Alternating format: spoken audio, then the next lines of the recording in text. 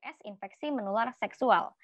Nah, infeksi menular seksual sendiri ini ada beberapa macam ya, cukup banyak ya, ada 4 macam yang kita bahas yaitu uretritis, baik GO maupun non-GO, terus trichomoniasis, bakterial vaginosis, candidiasis vulvovaginitis atau istilahnya KVV ya, nanti aku singkat dengan KVV, kemudian sifilis dan juga ulcus molar.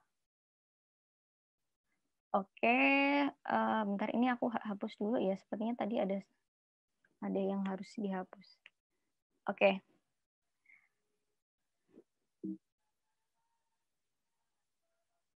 Oke, selanjutnya kita akan bahas satu-satu mulai dari, yang cewek dulu ya, kita bedain cewek sama cowok ya. Jadi kalau sekarang kita bahas yang di baik cewek maupun cowok ya, yaitu GO ya, gonore.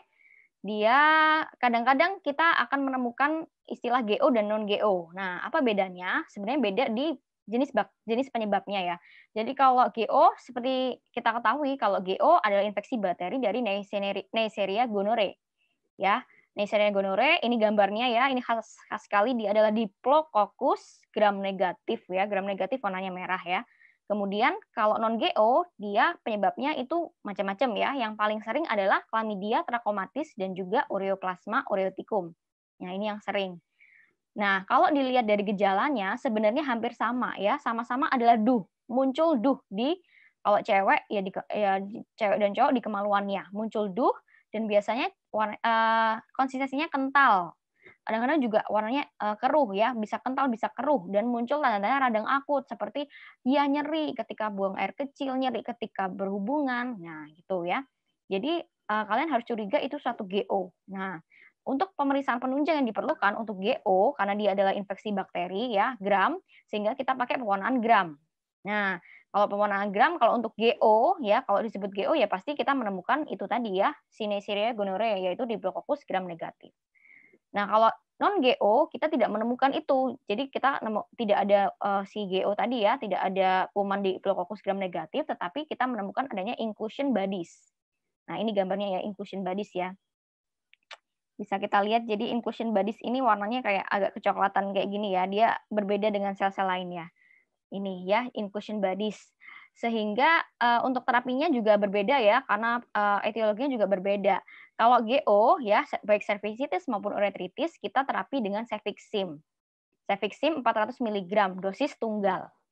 Itu kalau GO. Tapi kalau non-GO, itu beda ya. Kita pakai azithromycin 1 gram, dosis tunggal, dan juga doxycycline, atau bisa juga, sorry, bukan dan juga ya, tapi bisa juga dengan doxycycline 2 kali 100 mg selama 7 hari. Ya, kalau azithromycin cuma dosis tunggal ya, tapi kalau doxycycline 2 kali 100 mg 7 hari. Ya, jadi sangat berbeda terapinya, sehingga kalian harus pintar-pintar membedakan.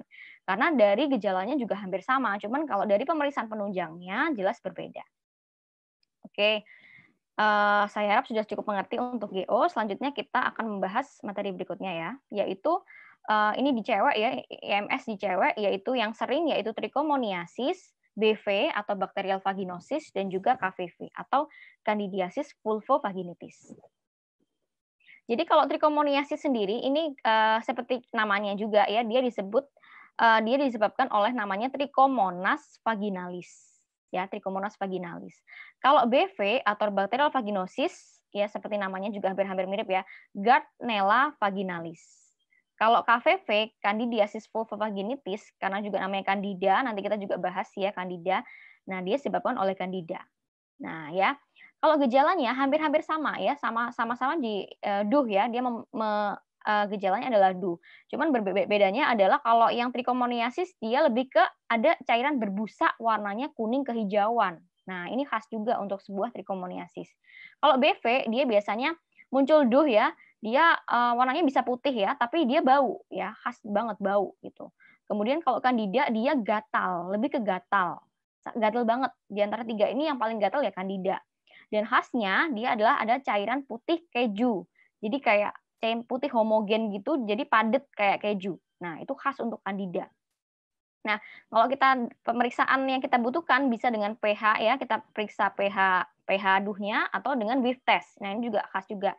Jadi kalau untuk pH-nya yang yang Trichomonas vaginalis itu 5 sampai 6. Jadi pH-nya biasanya memang agak tinggi ya. Suasananya berarti dia basah. Padahal kan yang dibutuhkan adalah asam ya. Jadi karena dia muncul bakteri sehingga suasananya lebih ke basah. Jadi pH-nya di 4 di atas 4,5 ya. Ini juga ya. Oke. Jadi kalau untuk Wave test yang khas ya, BV itu Wave testnya pasti positif. Jadi kalau kalian muncul pasien dengan keluhan muncul duh yang berbau, dengan kemudian Wave testnya positif ya, ini khas untuk BV. Oke, BV. Kemudian untuk terapinya ya, untuk terapinya sendiri, oh iya, untuk Trichomonas vaginalis sendiri ini juga sangat khas. Kalau kalian lihat dari pemeriksaan fisik, kalian untuk memeriksa serviksnya, dia khas ya. Ini khas banget ya, ini bentuknya kayak strawberry gitu. Jadi kalau ada kata-kata strawberry cervix, nah kalian akan diagnosis dengan trichomoniasis ya. Ini bakteri penyebabnya ya. Jadi ini Trichomonas vaginalis ya, bentuknya seperti ini. Kadang-kadang juga soal sering iseng ya untuk menanyakan ini ya bentuk bakterinya. Ini ya Trichomonas vaginalis, dia ada flagel gitu ya, ada flagel di sini. Kemudian kalau Gardnerella vaginalis ini ya untuk bakterinya, dan Candida dia ya jamur ya, dia bukan bakteri tapi dia jamur. Sehingga tata laksanya juga berbeda. Kalau Trichomoniasis dan BV ya, dia pakainya adalah kita pakai antibiotik metronidazole. Metronidazole 2 gram dosis tunggal. Ya, itu. Tapi kalau KVV karena dia penyebabnya adalah jamur sehingga kita harus pakai antifungal, yaitu ya ini akan sering keluar ya. Jadi kita pakai yang pertama adalah fluconazole, dosisnya adalah 2 kali 200 mg dosis tunggal. Nah, atau bisa juga itu kalau untuk terapi ininya ya sistemiknya, atau bisa juga kalau untuk per vagina ya bisa dengan clotrimazole 200 mg per vagina ya selama 3 hari. Gitu. Jadi kalian tapi biasanya kalau untuk terapi lini pertamanya pakai fluconazole gitu ya. Oke, jadi aku harap sudah bisa membedakan ya karena sebenarnya sudah jelas. Sudah ada ciri khas ya kalau Trichomonas vaginalis ada strawberry cervix, ya kalau Gardnerella Wave testnya positif ya, berbau juga ya.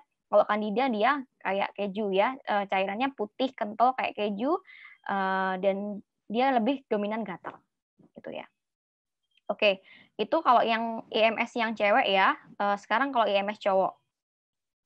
Oke, kalau IMS cowok ini yang sering adalah sifilis dan juga ulcus molle ya. Jadi sifilis ini adalah penyebabnya adalah Treponema pallidum ya. Ini adalah gambarnya Treponema pallidum. Jadi dia bentuknya kayak spiral gitu ya bakterinya.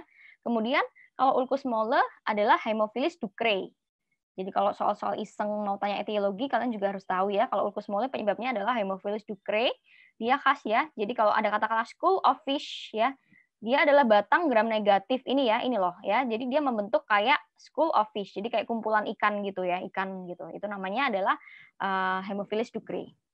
Oke, dia dari etiologinya udah beda banget ya. Kalau dilihat dari gejalanya, jadi kalau sifilis itu sama-sama ulkus ya. Nah, ini yang membedakan. Kalau sifilis munculnya adalah keluhan untuk genitalnya ya, ulcus durum. Tapi kalau ulcus molle ya ulcus molle. Nah, ini sangat berbeda sekali dan jangan sampai kebalik ya antara ulcus durum sama ulcus molle. Kalau ulcus durum ya namanya juga dur ya, dur. Jadi muncul namanya indurasi. Jadi kayak penonjolan gitu. Tetapi dia tidak nyeri ya teman-teman ya. Jadi itu membedakan sangat sangat berbeda sekali. Kalau ulcus durum dia ini tepinya rata.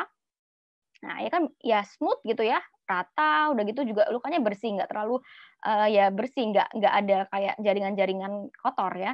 Tapi kalau ulcus molle kalian bisa bandingin sendiri ya. Kalau ulcus molle sorry. Kalau ulcus molle dia kotor banget gitu. Jadi kayak ada tanda-tanda radang, tepinya juga nggak rata. Lukanya juga kotor ya.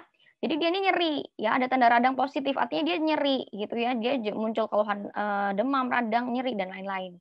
Dan indurasinya tapi negatif. Jadi dia tidak terbentuk kayak penonjolan seperti itu ya.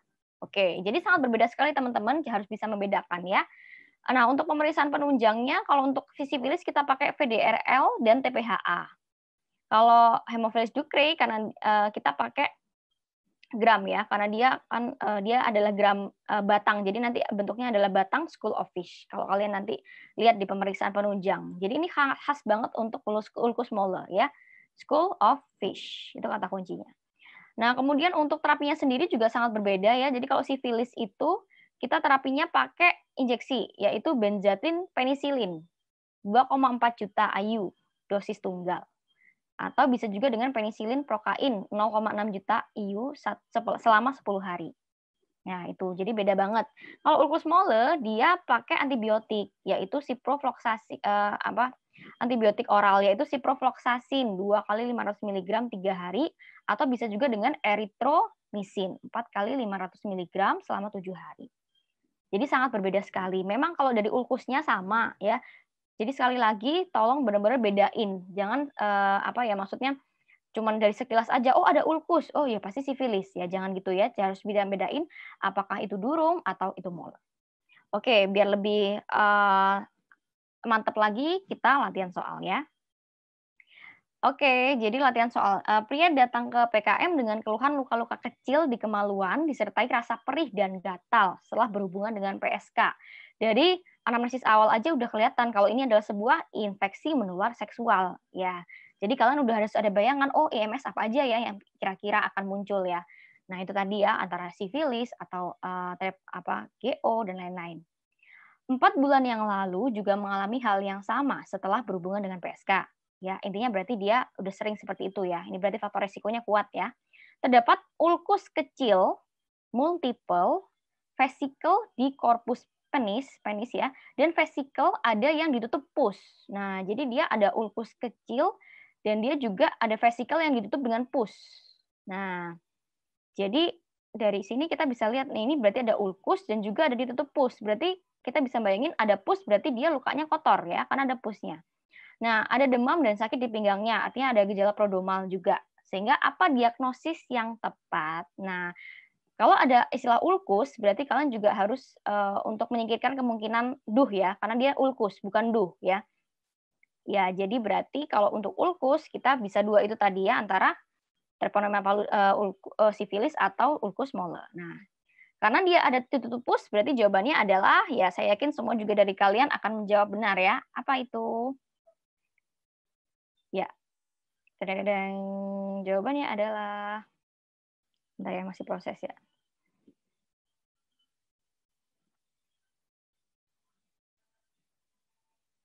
Oke, jadi jawabannya benar ya. Jawabannya adalah ulkus mole. Kenapa? Karena dia kotor ya. Kalau tadi kan ulkus durum tadi kan bersih. Jadi dia itu multiple ya. Dia multiple, tepinya tidak rata, terus ada tanda radang ya, ada sakit, nyeri, perih ya. Positif. Karena kalau sifilis itu tidak perih, tidak nyeri ya. Lukanya kotor karena ada pusnya dan dia di sini tidak dijelaskan ada neurasi negatif. Tapi dari lukanya saja kalau ada luka pus ya ada tanda radang, ada pus, berarti dia adalah ulkus mole. Gitu. Ya, aku yakin semua dari kalian juga ya paling nggak sebagian besar sudah sudah benar ya. Mungkin kalau ada yang salah ya mungkin bisa belajar lagi ya membedakan mana yang sifilis, mana yang GO, mana yang bakteri lain. Oke. Oke, tadi sekian terima kasih ya untuk materi IMS infeksi menular seksual. Semoga kalian bisa lebih memahami lagi.